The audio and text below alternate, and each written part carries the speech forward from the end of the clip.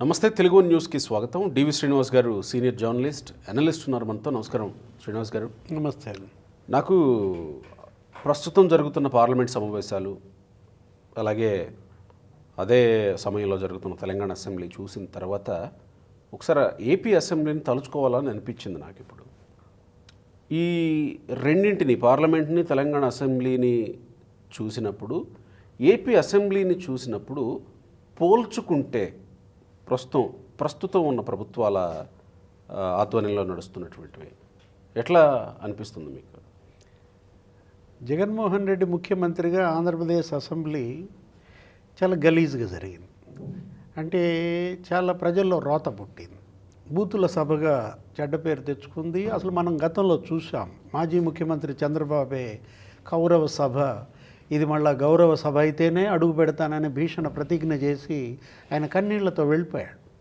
అలాంటిది అక్కడ జగన్మోహన్ రెడ్డి పార్టీని ప్రజలు తిరస్కరించారు. మరి 11కు తీసుకొచ్చారు. 151 నుంచి 11కి కనీసం ప్రతిపక్ష హోదా కూడా లేకుండా చేశారు. ఇప్పుడు అక్కడ ఆంధ్రప్రదేశ్ శాసనసభలో జగన్మోహన్ రెడ్డి అటెండ్ కావట్లేదు. ఇంతవరకు 6 నెలలైనా జగన్మోహన్ రెడ్డి ఆ రోజు ప్రమాణ స్వీకారం రోజు వెళ్ళడం తప్ప ఇక తర్వాత దాన్ని బాయ్కాట్ చేసేశారు. తను వెళ్ళకపోగా మిగతా 10 మంది ఎమ్మెల్యేలని వెళ్లకుండా చేశాడు. కానీ ఒక చక్కగా జరిగిపోతుంది. ఏంటి, అక్కడ కూటమి, Telugu Desam, Janasena, BJP policy discussion, ఒక సంక్షేమ పథకాలపైన కానీ, అభివృద్ధి పైన కానీ, కేంద్రం నుంచి రాబట్టాల్సిన నిధులు కానీ, పొరుగు రాష్ట్రాలతో సంబంధాలు కానీ, హెల్దీ డిస్కషన్ అక్కడ జరుగుతుంది. అవును, శాసన మండలి కూడా అంతే జరిగింది అనుకోవాలా? శాసన మండలి బహిష్కరించలేదు మళ్ళీ జగన్మోహన్ రెడ్డి. అదేమి డ్యూయల్ స్టాండర్డ్ అర్థం కాల. అసెంబ్లీ బహిష్కరించాడు. అంటే తను వెళ్లాల్సి వస్తుందనా, తనకి నామోషియా? అంటే దుర్యోధనుడు వెళ్ళరా? అంటే హోదా లేదు అని అంటున్నాడు కదా. ఇప్పుడు మరి బొత్స సత్యనారాయణ హోదా ఉందని వెళ్ళాడా? అటువంటిప్పుడు నువ్వే ఎమ్మెల్సీగా వెళ్ళి నువ్వే ఆ హోదా అక్కడ తీసుకోవాల్సింది. అవును కదా. శాసన మండలి రక్తి కట్టేది జగన్మోహన్ రెడ్డి అక్కడ అసలు చారిత్రాత్మక ప్రసంగాలు చేసే పని. ఆ అవకాశం బొత్స సత్యనారాయణకి ఎందుకు ఇచ్చాడు? అక్కడ కూడా ఏంటి, ఆ బొత్స సత్యనారాయణ కూడా చర్చ ప్రారంభం కాకుండానే వాకౌట్ అంటాడు. ఏది, కనీసం అక్కడ బిల్లుల విషయంలో కానీ, అసెంబ్లీ నుంచి వచ్చినటువంటి బిల్లుల చర్చలో కానీ మంత్రులంతా సమాధానాలు చెబుతున్నా కూడా తనేంటి కాసేపు మాట్లాడటం, ఆయన మాట్లాడింది ఎవరికి అర్థం కాదు, వాకౌట్ అంటున్నాడు, వెళ్ళిపోతున్నాడు, మళ్ళీ తిరిగి వస్తున్నారు. అది శాసన మండలి ప్రహసనం. ఇప్పుడు ఆంధ్రప్రదేశ్ శాసనసభ, జగన్మోహన్ రెడ్డి సభ ఇంపాక్ట్ తెలంగాణ మీద పడిందా? ఇప్పుడు ఎందుకంటే రెండు పక్కనే నిన్నటిదాకా కలిసి ఉన్న రాష్ట్రాలే. కానీ ఇప్పుడు ఏపీ శాసనసభలాగా తెలంగాణ సభ మారుతోందా? సేమ్ అదే వాదనలు, అదే తిట్లు, అదే బూతులు, లేకపోతే ఈరోజు మరీ భ్రష్టత్వం. దళిత స్పీకర్ పైన మరి కాగితాలు చించి ఇసరడం, పోడియం పైకి హరీష్ రావు వీళ్ళందరూ ఎక్కడం, ఆ కౌశిక్ రెడ్డి ప్రవర్తన. నిన్న శాసనసభలోకి తాగి వచ్చారా అని హరీష్ రావు మాట్లాడడం అంటే ఏంటి, అటువైపు నుంచి రాజగోపాల్ రెడ్డి బూతులు ఎత్తుకో. అంటే ఎంత దురదృష్టం అంటే వీళ్ళను కూడా ఇప్పుడు ట్రాఫిక్ కానిస్టేబుల్ కనుక ఎలా అయితే చూస్తారో అట్లా వీళ్ళని గాలి ఊది సభలోకి పంపించాలా? ఆ విధంగా హరీష్ రావు మాటలు ఏది స్పీకర్ని ఉద్దేశించి. అంటే ఎలా తెలంగాణ శాసనసభ మనం గతంలో రాష్ట్రం విడిపోయిన తర్వాత కానీ ఆ 10 ఏళ్లలో చూడలేదు. లేకపోతే అంతకుముందు ఉమ్మడి రాష్ట్ర శాసనసభ గౌరవాన్ని తెలంగాణ నిలబెట్టింది అనుకున్నాం. అట్లాంటి పరిస్థితుల్లో ఇప్పుడు తెలంగాణ శాసనసభలో ఈ పరిణామాలు మనకు అదే అనిపిస్తోంది. ఏంటి, ఏపీ తెగులు దీనికి పట్టిందా? ఇప్పుడు చీడపీడలు మనకు తెలుసు, పంటల మీద వస్తుంటాయి. తెలంగాణ మక్కల మీదకి వచ్చింది, మనకి కర్నూలు వచ్చేస్తుంది, మహబూబ్ నగర్ గుండా ఆ తెగులు అట్టు కొట్టేస్తుంది అనమాట. అట్లా ఏపీ శాసనసభకు ఉన్నటువంటి ఆ బూతుల తెగులు ఇటు పట్టిందా?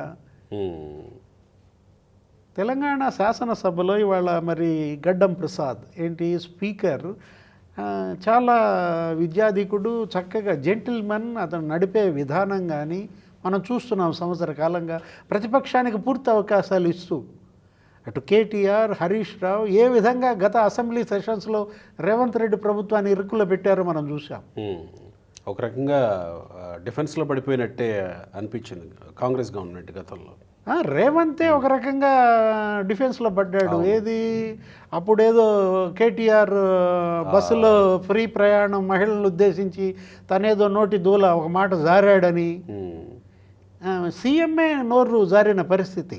ఏది దానిపైన పెద్ద సబితాంద్రారెడ్డి మీద మాట్లాడింది. సునీత లక్ష్మారెడ్డి సబిత నా పక్కనున్న అక్కలు నన్ను సీఎం చేశారు, నీ వెనకున్న అక్కలను నమ్ముకుంటే బస్ స్టాండ్ ఏదో అన్నట్టున్నాడు. అవును కేటీఆర్ని ఉద్దేశించి దానిపైన వాళ్ళు అసలు రాష్ట్ర వ్యాప్త ధర్నాలకు పిలుపివ్వడం. రేవంత్ డిఫెన్స్లో పడిపోయాడు. అవును.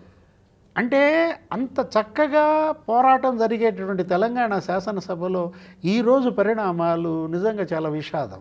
ఏది అసలు పోడియం మీదకి వెళ్ళడము, మరి దళితులకి ఎవరో చెప్పులు చూపించారని దళిత ఎమ్మెల్యేలకి వాళ్ళు బయటకు వచ్చి మీడియా పాయింట్లో మాట్లాడుతున్న మాటలు మనం వింటుంటే సభలో జరిగిన దృశ్యాలు. ఇప్పుడు అక్కడ ఇష్యూ ఏంటి, మంత్రి పొంగులేటేదో ధరణి రద్దు భూభారత గురించి ఏదో మాట్లాడుతున్నాడు, దానిపైన విమర్శలు చేయండి, దానిలో లొసుగుల్ని ఎండగట్టండి. అదే వదిలేసి ఈ KTR case, ACB case, formula ఈ రేస్ కేసు, దాని మీద కేటీఆర్ ప్రకటనకి మీరు అవకాశం కల్పించాలని స్పీకర్ స్పష్టంగా చెప్పాడు కదా. ఏమని, అది ఏసీబీ కేసు, ఏసీబీ కేసుని ఇక్కడ మనం చర్చించే అవకాశం లేదు. అవినీతి కుంభకోణంలో నువ్వు కేసుని ఇక్కడ నువ్వు చర్చకు పెడతానంటే దానికి ఆల్రెడీ గవర్నర్ ఆమోదం ఇచ్చాడు. అదే అంటాడుగా కేటీఆర్, దమ్ముంటే అసెంబ్లీలో చర్చకు రా, మొగోడివైతే చర్చకు రా. మొగోడివైతే నిన్న ప్రెస్ మీట్లో కూడా అదే మాటలు, రేవంత్ నువ్వు మొగోడివైతే చర్చకు రా, అసెంబ్లీలో చర్చ పెట్టి నన్నేమి పీక్కోలేరు అని మాట్లాడాడు. ఈ భాష మీకు గతంలో ఎక్కడ వినపడింది? ఆంధ్రప్రదేశ్ శాసనసభలో కొడాలి నాని, లేకపోతే జోగి రమేష్, ద్వారంపూడి చంద్రశేఖర్ రెడ్డి, మనం చూసాం అనిల్ కుమార్ యాదవ్, టీఎంసీనా అర టీఎంసీనా, లేకపోతే బుల్లెట్ దిగిందా లేదా, అసలు పచ్చి బూతులు మాట్లాడారు కదా. జోగి రమేష్ RRRని ఉద్దేశించి జగన్మోహన్ రెడ్డి నవ్వుకుంటా ఉండేవాడు.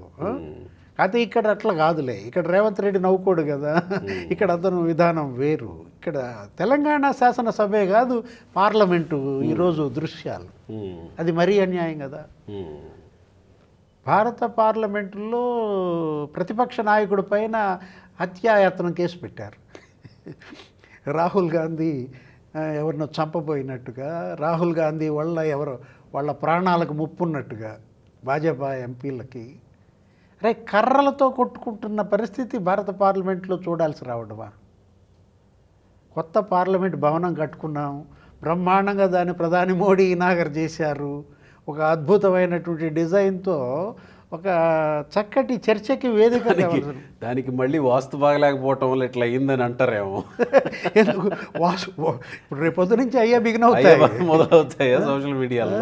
అంటే నా మెజారిటీ తగ్గటానికి కూడా వాస్తు బాగలేదంటారు. పార్లమెంట్ వాస్తు, కేసీఆర్ ఓడిపోవటానికి ఇక్కడ సెక్రటేరియట్ వాస్తు అని ఇట్లాంటి చర్చలు జరుగుతాయేమో. ఇప్పుడు ఇవాళ ప్రధాని మోడీ మరి అమిత్ షా అక్కడ నిన్న జరిగిన చర్చలో కూడా అమిత్ షా ఏదో అంబేద్కర్ పైన మాటలు, ఇప్పుడు పదే అంబేద్కర్ నామం జపిస్తున్నారు, దాని బదులు దేవుడి నామం జపిస్తే మీకు పుణ్యమైన దక్కుద్దనో ఇది అన్నట్టున్నాడు. అవును అవును, దానికి వాళ్ళు తీవ్రంగా అది నెగిటివ్ దీంట్లో వెళ్ళింది. అమిత్ షా ఏ ఉద్దేశంతో ఆ మాటలు మాట్లాడినా అవును కదా, అక్కడేంటి అంబేద్కర్ని చులకన చేసినట్లుగా, అంబేద్కర్ నామస్మరణ ఎందుకు, దైవ నామస్మరణ చేయండి అన్న పిలుపులో అవును అంబేద్కర్ని ఈయన మరి తోలనాడాడు, అంబేద్కర్ని ఈయన అవమానించాడంటూ వాళ్ళు మొత్తం దేశవ్యాప్తంగా బిగిన్ చేసినట్టున్నారు. ఆల్రెడీ ఇక్కడ రేవంత్ రెడ్డి కూడా జేపీసీ వేయాలని రోడ్ల మీదకి వచ్చి బైఠాయింపు చేసినట్టున్నాడు. కాంగ్రెస్ స్టాండ్ క్లియర్ కదా, కాంగ్రెస్తో పాటు ఇండియా కూటమి స్టాండ్.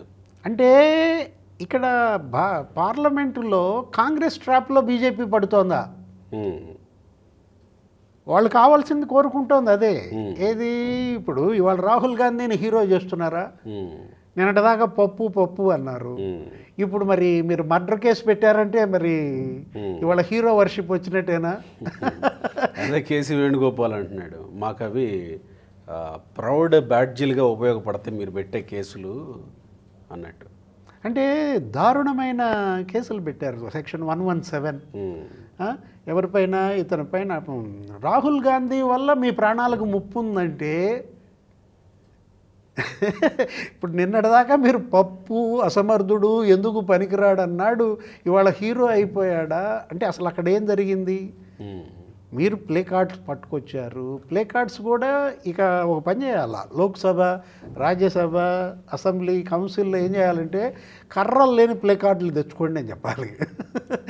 ఇప్పుడు ఏం జరుగుతుంది? కర్రలు లేనివే తెస్తున్నారుగా, జస్ట్ పోస్టర్లు మాత్రం లేదు. నిన్న లోక్సభలో కనపడి ఏం జరిగింది?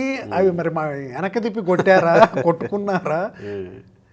అదే మొత్తానికి రాహుల్ గాంధీని ఆ మకర ద్వారం దగ్గర ఏదో లోపలికి అడుగు పెట్టనివ్వకపోవటం, ఆ తోపులాట, ఏదో భాజపా ఎంపీ కొంచెం నెట్టబడటము, అతను పోయి ఇంకొకటి మీద పట్టడం, అతని కింద పట్టడం. శబరి ఏదో కొంచెం వైద్యం కూడా చేసినట్టు, డాక్టర్ కదా స్వతహాగా, డాక్టర్ బైరెడ్డి శబరి వెంటనే మరి ఏదో అతనికి ప్రాథమిక చికిత్స ఏదో చేసిన పరిస్థితుల్లో ఈ ఘటన వల్ల ఇప్పుడు దేశవ్యాప్తంగా రాహుల్ హీరో అయిపోయాడు. రాహుల్ హీరో అవటం అటు ఉంచితే రసాభాస సభలో పార్లమెంట్కి అప్రతిష్ట కదా. ఇప్పుడు ఇవాళ ప్రజాస్వామ్య దేవాలయాలు, శాసనసభ లేకపోతే శాసన మండలి, లోక్సభ, రాజ్యసభ, ఇవాళ ఏంటి డెమోక్రసీకి ఇవి టెంపుల్స్గా చూసుకోవాల్సిన దీంట్లో అక్కడ స్పీకర్ పట్ల అసభ్య ప్రవర్తన, ప్రతిపక్ష నాయకుడి పైన హత్యాయత్నం కేసులు, ఇలాంటివి కాదు కదా ప్రజలు కోరుకునేది. ప్రజా సమస్యలపైన మీరు చర్చలు చేయండి, వాటికి పరిష్కారం తీసుకోండి, ఒక విధానపరమైన నిర్ణయాలు చేయండి. పాలసీ మేకర్స్గా మిమ్మల్ని పంపిస్తే పాలసీ మేక్ చేయటం దేవుడెరుగు, పాలసీ బ్రేక్ చేస్తుంటే ఇప్పుడు నిమిషం విలువ 10,000 రూపాయలు. శాసనసభ గతంలో ఎప్పుడో యనమల రామకృష్ణుడు మొత్తం లెక్కగట్టి చెప్పాడు, ఒక నిమిషం శాసనసభ జరపాలంటే 10,000 అంట, కౌన్సిల్ జరపాలంటే 5,000 అంట. నిమిషానికి అయ్యే ఖర్చు అంటే వాళ్ళ జీత భత్యాలు, ఎమ్మెల్యేలు కానీ లేకపోతే ఆ సిబ్బంది కానీ, మొత్తం సంవత్సరానికి బడ్జెట్ శాసనసభకి ఎంత పెడతాం? 150 కోట్లు ఏమో పెడతాం. దాన్ని మొత్తం ఆ వర్కింగ్ డేస్తో డివైడ్ చేస్తే జరిపిన 10 గంటలతో నీకు అసెంబ్లీ జరగడానికి అప్పుడు 10,000 రూపాయలు అంటే ఇప్పుడు అది ఇంకా డబుల్ అయి ఉంటుంది. అవును కదా. ఇంత విలువైన సమయాన్ని మీరు ఈ విధంగా వృధా చేస్తున్నారంటే మీ ఈగోలకి, మీ పట్టుదలలకి, ఇవాళ ప్రజాస్వామ్య దేవాలయాలని మీరు ఈ రకంగా యుద్ధక్షేత్రాలుగా మార్చడం. ఆంధ్రప్రదేశ్ తెగులు ఇళ్ళకి పట్టిందా అంటుంది. అందుకే ఇది ఏపీ బాగుపడింది, జగన్మోహన్ రెడ్డి ఓటమి వల్ల బాగుపడటం దేవుడెరుగు, జగన్మోహన్ రెడ్డి గైర్హాజరు వల్ల బాగుపడింది. ఒక రకంగా మరి జగన్మోహన్ రెడ్డి కూడా రేపు వెళ్తాడేమో నెక్స్ట్ సెషన్ నుంచి, ఎందుకంటే యుద్ధాల వల్ల వీళ్ళు హీరోలు అవుతున్నారు, నేను యుద్ధక్షేత్రం వదిలేసి జీరో అయ్యాను అని రాబోయే అసెంబ్లీ కన్నా వెళ్తే బాగుండు. Right sir, thank you.